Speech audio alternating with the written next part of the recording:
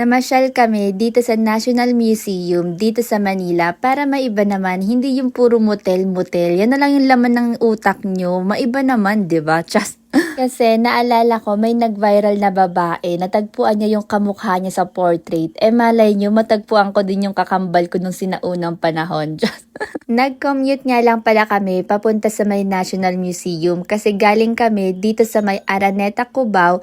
Tapos naglakad kami, hinanap namin yung sakayan ng train, and after nun, naglakad ulit kami ng kilometro.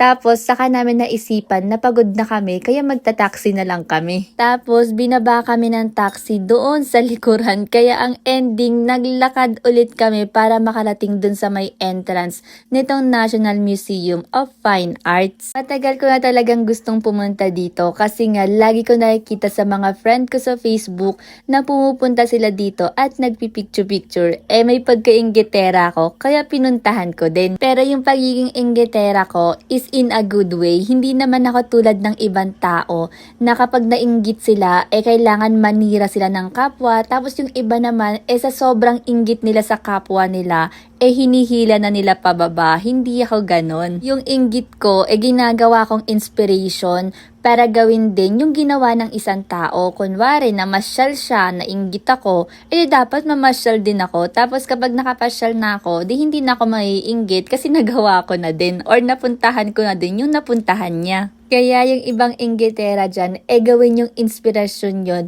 para mas paunlarin nyo yung sarili nyo, para kapag namasyal yung kapwa nyo, hindi na kayo maiinggit kasi ang sasabihin nyo lang sa sarili nyo, sa susunod, ako din yung makakapunta dyan. Yun nga lang, nasa bansang Pilipinas tayo. Uy, wala akong pinaparinggan bato-bato sa langit, ang matamaan, wag magalit, at hinanap ko nga dito yung kamukha ko. Yun nga lang, ang dami ko nang naikutan na room, wala talaga yung kamukha ko nung sinaunang panahon. May iba't ibang arts nga pala kayong makikita dito. May mga ribulto, mga larawan nung sinaunang panahon. Tapos ito naman yung kay Dr. Jose Rizal. Tapos nung pumasok kami sa room na to, medyo nakakatakot yung vibes niya. O sa akin lang siguro yon kasi medyo tumaas yung mga balahibo ko. Kasi makikita mo sa room na to, yung lumang pader ng simbahan. Tapos yung iba't ibang ribulto rin. At marami pa nga kayong makikita dito. Talagang mag-e-enjoy kayo dito. Lalo na yung mga taong mahilig talaga sa arts. Talagang marami kayong matututunan dito. Wala nga palang entrance fee dito. Libre lang yung pagpasok. Ang i-check lang is yung valid ID nyo tapos yung laman ng bag nyo. At isa nga sa rason kung bakit gusto kong mamasyal dito sa may National Museum of Fine Arts